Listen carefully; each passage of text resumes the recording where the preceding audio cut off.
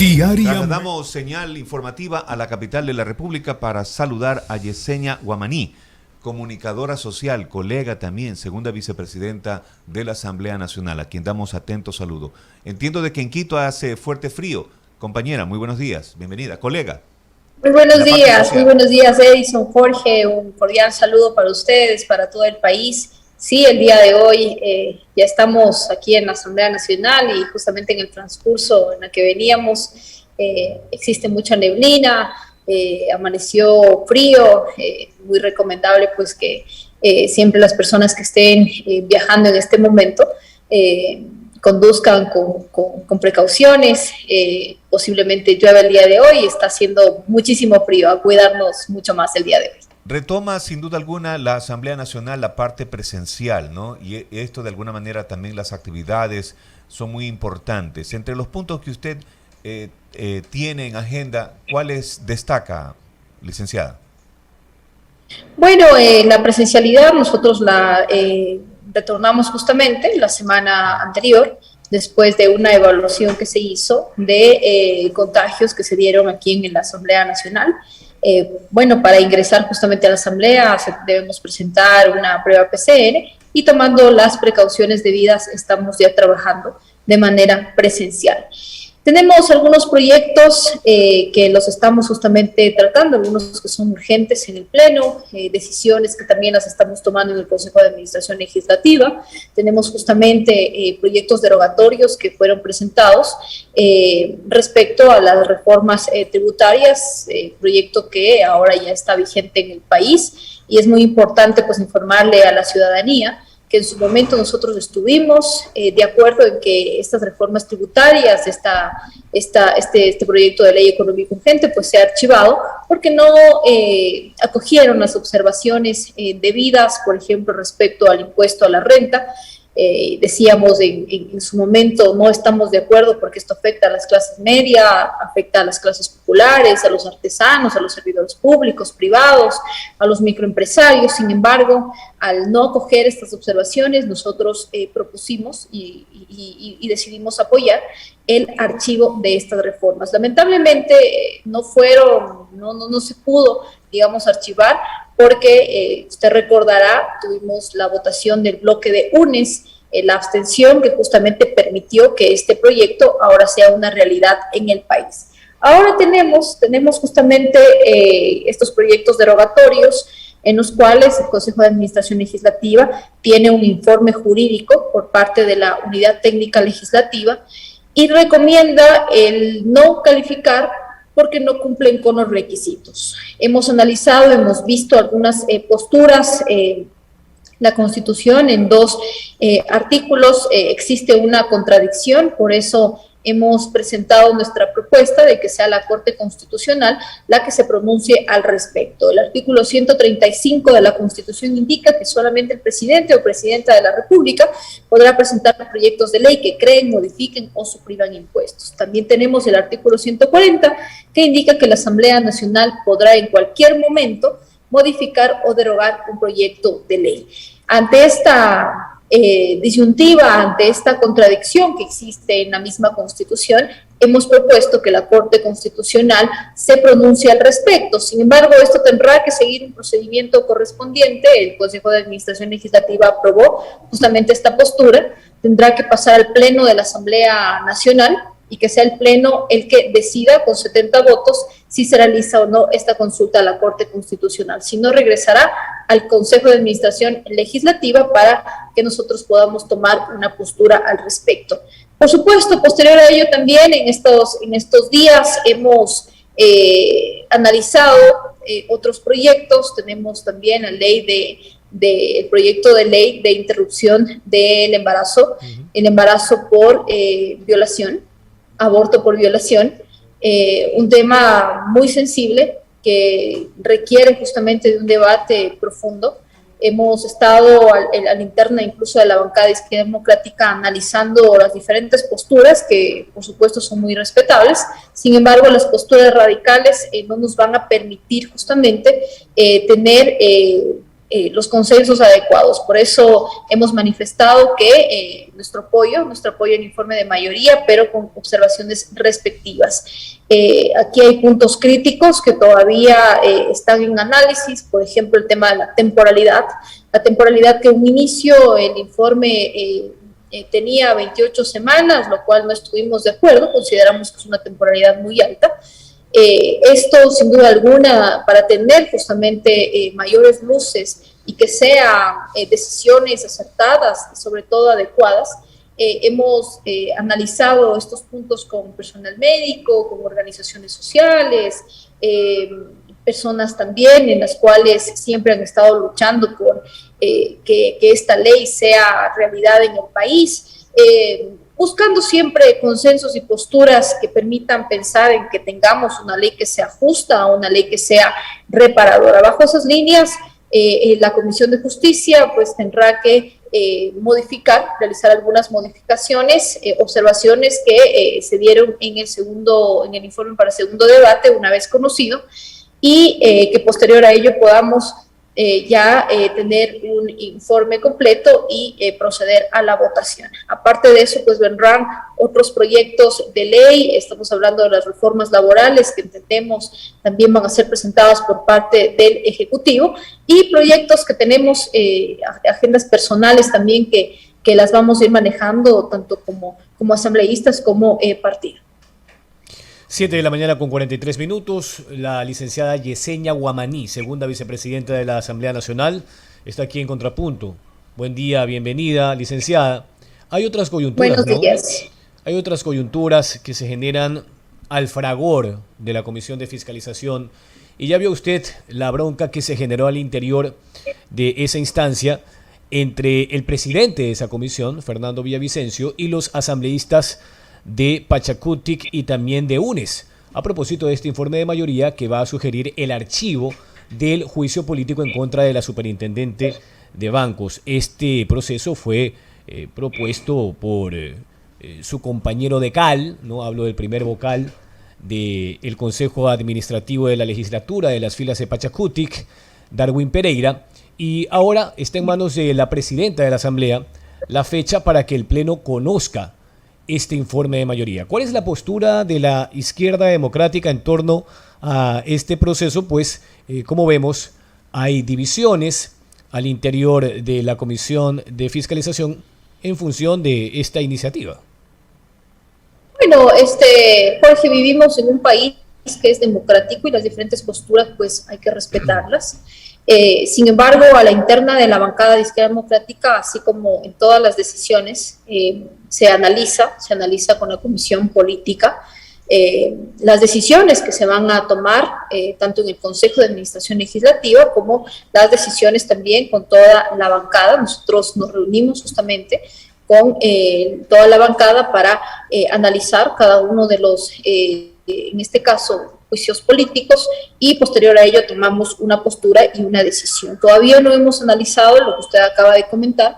Sin embargo, lo que puedo manifestar, Jorge, es que, claro, cada una de las comisiones realiza, por supuesto, su trabajo, como es la Comisión de Fiscalización, y al recomendar el archivo de un juicio político, lo que procede de aquí es que se pueda justamente debatir en el Pleno de la Asamblea Nacional, analizar la información y la investigación que se ha levantado por parte de la Comisión de Fiscalización, y posterior a ello pues poder tomar una decisión responsable con el país y responsable con los ciudadanos. Ahora, en función de juicios políticos, también hay una petición en contra de la ex presidenta del Consejo de la Judicatura y otros integrantes de esta instancia. Usted ya vio lo que pasó con la dimisión de María del Carmen Maldonado. Esta es una petición de UNES y que entendemos como CAL están aguardando el informe de la Unidad Técnica Legislativa. ¿En cuánto tiempo tendrían ya ese documento asambleísta para conocer si finalmente va a haber o no vía libre a fin de que sea la Comisión de Fiscalización la que empiece este proceso que toma aproximadamente 20 días? Claro, mire, todos los juicios políticos tienen que de la misma manera seguir su procedimiento correspondiente, cumplir plazos, cumplir fechas establecidas, todavía no tenemos en el Consejo de Administración Legislativa. Tenemos que tener, en este caso, el informe de la Unidad Técnica Legislativa en la que se revisa si juicio político cumple o no con los requisitos. Una vez calificarlo, pues pasar a la comisión respectiva. Absolutamente todos los juicios políticos, Jorge y Edison, nosotros tenemos justamente esa responsabilidad de, más allá de las posturas políticas, ser responsables con el país y ser responsables con los ecuatorianos. Hay incluso algunos legisladores que han manifestado su posición respecto a juicios políticos. Me refiero, por ejemplo, a la expresidenta del Consejo de la Judicatura, juicios políticos también, juicio político a consejeros del Consejo Nacional Electoral, de participación ciudadana y control social. Cada uno de estos pues tendrán que cumplir un procedimiento correspondiente y nosotros, por supuesto, desde el Consejo de Administración Legislativa, tomar nuestra postura respecto a cada uno de ellos. Pero respecto a Izquierda Democrática, nosotros a la interna analizamos cada uno de estos con la comisión política, con la bancada de Izquierda Democrática, y tomaremos una postura al respecto. 7:49, la licenciada Yesenia Guamaní, segunda vicepresidenta de la Asamblea Nacional, está en contrapunto. Mi última inquietud, usted hablaba de posturas políticas. ¿Cuál es la postura técnica en materia de seguridad ciudadana y específicamente del uso progresivo de la fuerza en el ejercicio del deber de un policía? Se lo pregunto, licenciada, porque ayer el CAL ya ha calificado el proyecto de ley de seguridad integral y fortalecimiento de la seguridad pública que fue enviado por el Ejecutivo, por el mismo presidente. Así está suscrito en ese proyecto de ley y que se suma pues a otros 3 que se están analizando en la Comisión de Seguridad desde hace más de 2 años, licenciada, porque estos problemas de los policías que en el ejercicio de su deber hoy enfrentan procesos judiciales no es nuevo. Entonces, ¿cuál es la postura de la Izquierda Democrática en torno a qué parámetros definen la acción de un policía en un delito flagrante o cuando actúa a fin de que no termine como el cabo Segundo Olmedo, por citar un ejemplo, licenciada? Claro, y es lamentable lo sucedido. Nosotros tenemos justamente en la Comisión de Seguridad, que está liderado por Ramiro Narváez, colega asambleísta de Izquierda Democrática, y son algunos proyectos que se están tratando justamente que tienen que ver con la seguridad en el país. Respecto al que usted ha mencionado, que fue presentado por el presidente, presentado este proyecto, que nosotros lo consideramos sin duda alguna que es prioritario porque estos inconvenientes que usted ha manifestado no han pasado ayer, sino ya llevamos años justamente en los que nosotros hemos manifestado que sin duda alguna tenemos que tener leyes más severas al respecto, en los cuales también se proteja en este caso a las competencias que tiene la Policía Nacional. Su objetivo, el objetivo prácticamente de este proyecto es justamente regular el uso de la fuerza por parte del Estado y los agentes que conforman la fuerza pública, así como también reformar disposiciones relativas a la seguridad pública y del Estado, el derecho penal, procesal, en cuanto afecten, sin duda alguna, a la seguridad ciudadana. Pero aquí también, por supuesto, hay que tomar decisiones y se están tomando también decisiones en la Comisión de Gobiernos Autónomos respecto a la seguridad ciudadana, porque esto tiene que ver con un proyecto, un plan que sea integral, en la cual está integrado, por ejemplo, por la Policía Nacional. Las municipalidades también tienen mayor responsabilidad y por supuesto la ciudadanía y aquí el anterior año yo presenté también un proyecto de reformas al COTAD que tiene que ver justamente con la seguridad ciudadana, en la cual se le da mayores competencias a las municipalidades. ¿Qué es lo que ha pasado en algunos cantones? Algunas autoridades han manifestado que la seguridad ciudadana es responsabilidad y es competencia solamente de la Policía Nacional.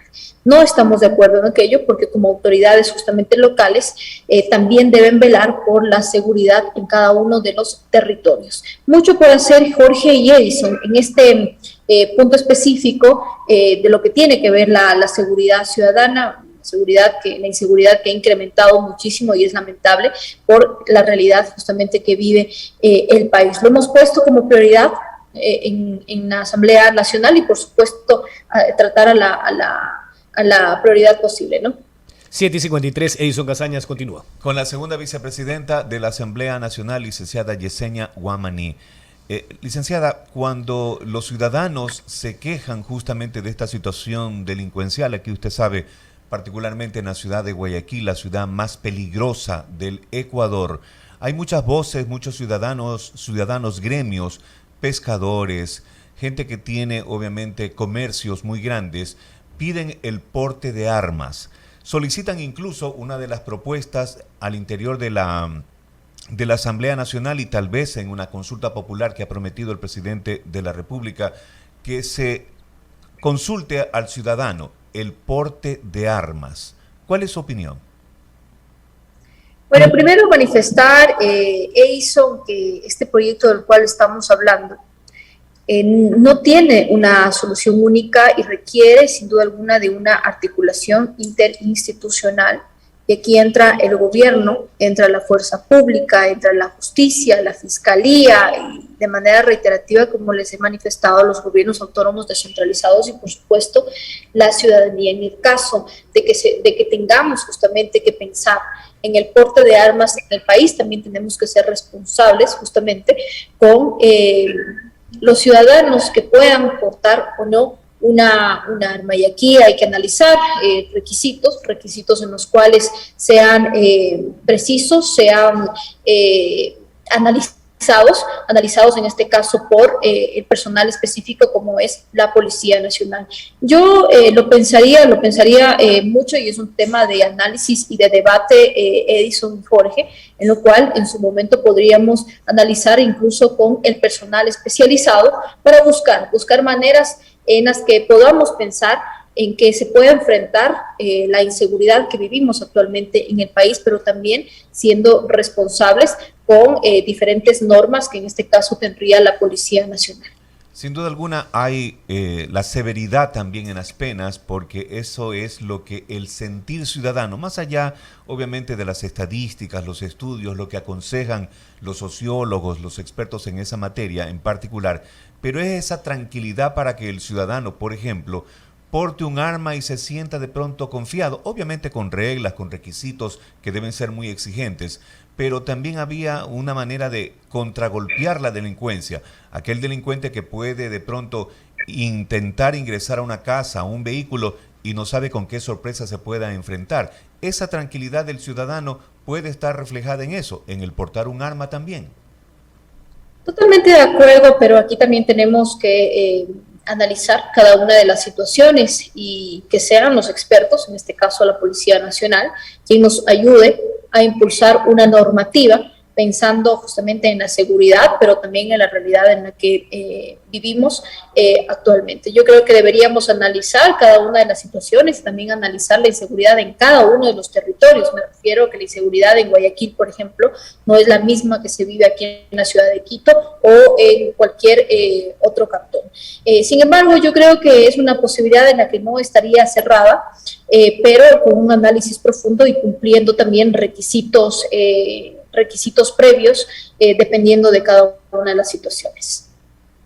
Y ahí se da cuenta uno cuando por lo menos personas que tienen altos cargos administrativos públicos, dígase gobernadores, prefectos, alcaldes, incluso asambleístas, también tienen su séquito de gente armada que los defiende, que los guardaespaldas.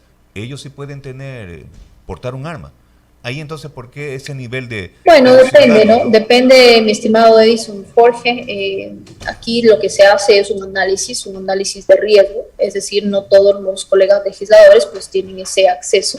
Como en todas las decisiones, siempre se hace un informe, se levanta un informe dependiendo del riesgo que tenga cada una de las autoridades y posterior a ello proceden a, en este caso, la Policía Nacional, dependiendo del informe levantado, proceden en este caso a brindar este servicio de seguridad a los colegas legisladores. Pero más allá de eso, Jorge y Edison, porque también estamos acostumbrados solamente a buscar la crítica a las autoridades. Aquí lo que se tiene que justamente ver son normas y leyes que permitan fortalecer la seguridad en cada uno de los territorios. Y yo aquí he manifestado que, por supuesto, tiene que haber una planificación y tiene que ser un plan integral en el cual se integre al gobierno, se integre a los gobiernos autónomos descentralizados, se integre también a la justicia, a la ciudadanía, entre algunos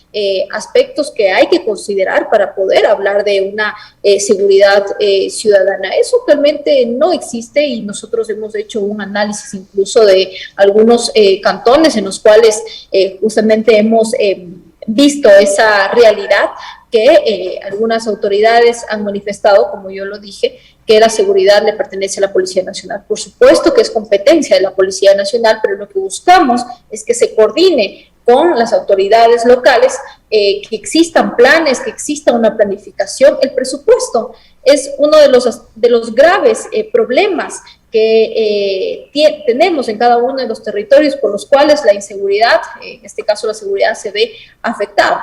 Tenemos que pensar también en que exista una redistribución del presupuesto de cada una de las municipalidades en los cuales se pueda invertir en infraestructura, por ejemplo, en equipamiento, y eso le podría corresponder a las municipalidades, en coordinación, por supuesto, de la Policía Nacional.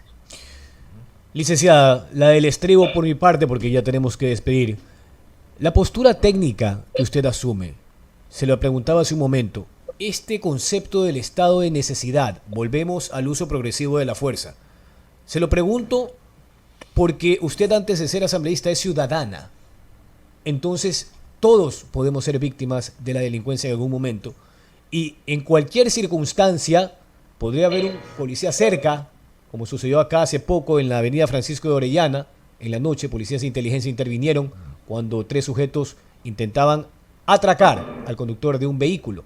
Entonces, le pregunto, este famoso criterio del estado de necesidad contemplado en los acuerdos internacionales en materia penal y de acción policial, de los cuales está suscrito el Ecuador, ¿cree que hay que analizarlo para ver si se lo amplía a fin de darle garantías a ese policía que va a actuar cuando ve que están asaltando a un ciudadano o a un adolescente, como el caso del cabo Santiago Olmedo?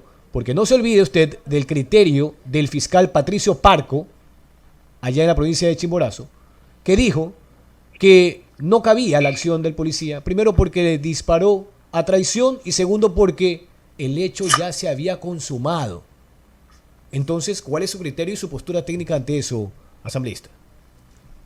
Bueno, aquí hay algunos puntos, Jorge y Edison, que tenemos que considerar, pero sin duda alguna la norma, y aquí voy a incluir este tema de manera incluso personal, sí tiene que proteger las competencias y en este caso el uso y el actuar de la Policía Nacional, porque está justamente brindando seguridad a los ciudadanos, que es justamente sus competencias. Este proyecto de ley unifica sin duda alguna criterios sobre el uso legal de la fuerza para las Fuerzas Armadas, para la Policía Nacional, y nosotros como legisladores y como autoridades tenemos justamente esa responsabilidad de permitirle a la Policía Nacional o a las Fuerzas Armadas pues actuar dependiendo de la situación.